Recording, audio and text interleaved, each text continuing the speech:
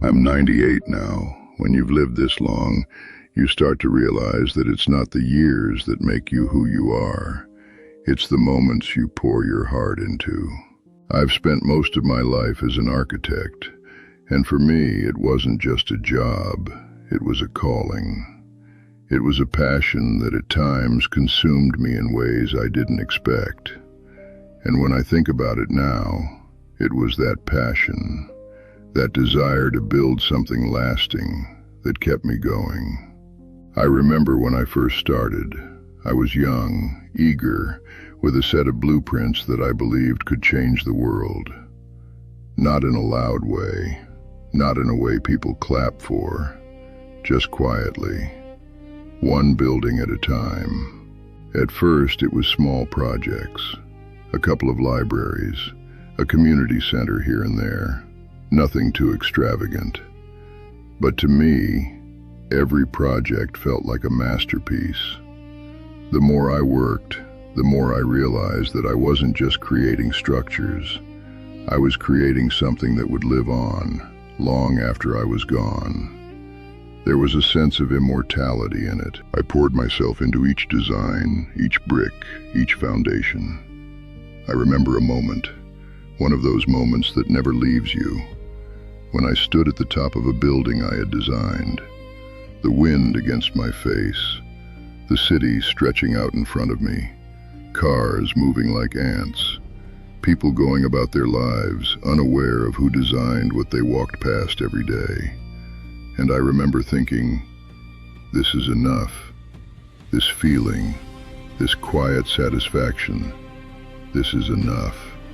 That moment didn't come with applause. No one was there to celebrate it with me, but it stayed with me because it was real. I wasn't just designing buildings, I was designing life. And the people I met along the way, they became part of that life.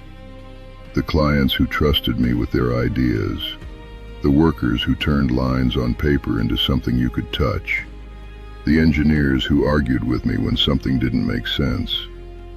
We were all connected by something bigger than any one of us. We were building something that would outlast us all. But there's something else you learn when you stay in one craft for a long time. Passion will carry you, but it will also test you.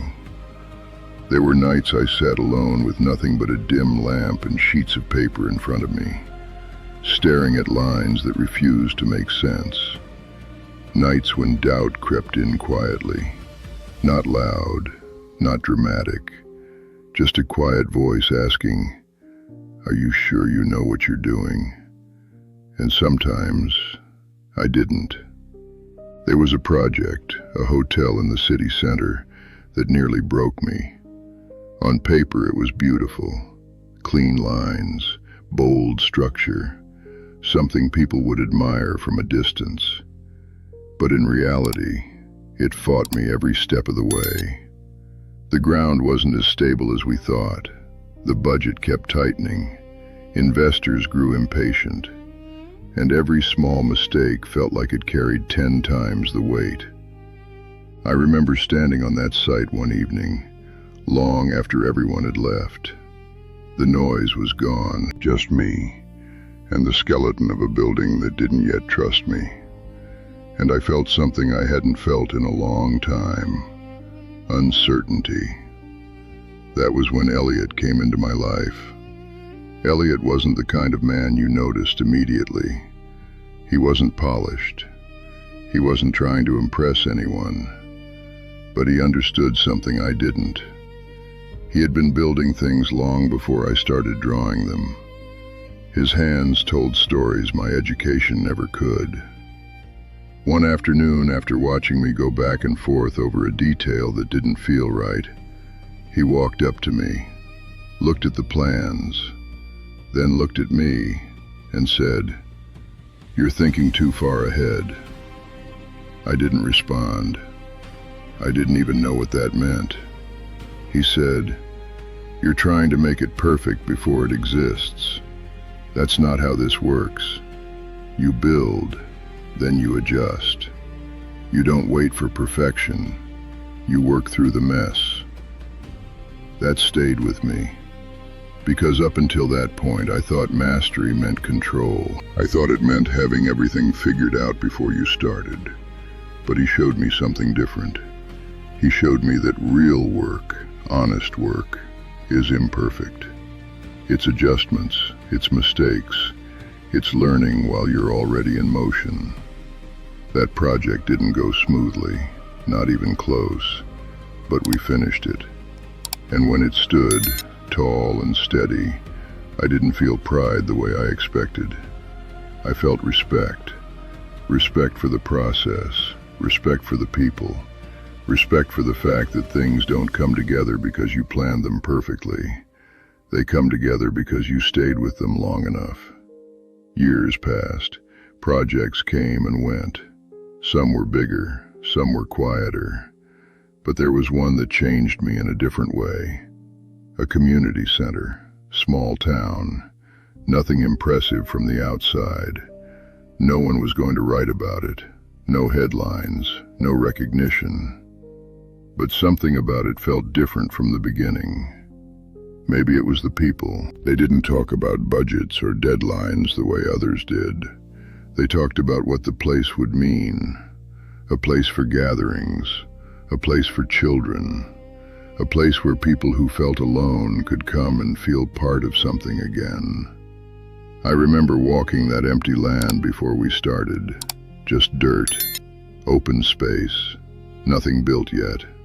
And I could already see it. Not the structure, but the life it would hold. I stood there longer than I needed to, just thinking. Because for the first time, I understood that what we were building wasn't just something that would last. It was something that would matter. During construction, I spent more time there than I usually would. Not because I had to, but because I wanted to. I watched the workers, the way they joked with each other, the way they moved like they had done this 1,000 times, the way they cared, even when no one was watching. And something shifted in me. I stopped seeing buildings as projects. I started seeing them as spaces that would hold stories I would never hear, lives I would never meet, moments I would never witness, but somehow had a hand in shaping. That building was never the biggest thing I worked on, but it might have been the most important, because it taught me that passion isn't just about what you do, it's about who it affects. Over the years, I made mistakes, more than I can count. Designs that didn't work the way I expected, decisions I had to go back and fix, times I trusted the wrong approach, times I doubted the right one. But I never stopped. And that's something I've come to understand deeply. You don't become great at something because you get everything right. You become great because you stay, even when it's hard, even when it's unclear, even when you're tired. You stay, you learn, you adjust, and slowly, without even noticing, you grow into the person you once hoped you could become. Now, at 98, I don't look at buildings the way I used to. I don't see structures first. I see time. I see effort. I see the invisible things that went into making something stand. And when I walk past something I helped build, I don't think about how it looks. I think about what it took. The long nights, the early mornings, the uncertainty, the quiet moments of doubt, the small decisions that no one sees, but everything depends on. That's what stays with you. Not the applause, not the recognition, just the knowing that you gave something your all. And if there's anything I've learned, anything worth passing on, it's this. Don't wait until you feel ready. You won't. Don't wait until everything makes sense. It won't. Start anyway, work anyway, care anyway, because passion, real passion, is not something you find when things are easy. It's something you prove when things are not. And if you stay with it long enough, If you give it your time, your energy, your patience, it will give you something back. Not fame, not perfection, but something better. A life that feels like it meant something. And before I go, let me say this.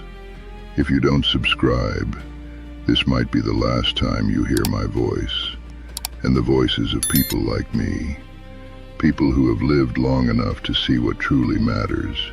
So if something in this stayed with you, even just a little, stay, listen, and maybe take one step towards something you've been putting off. You'd be surprised what can grow when you finally begin.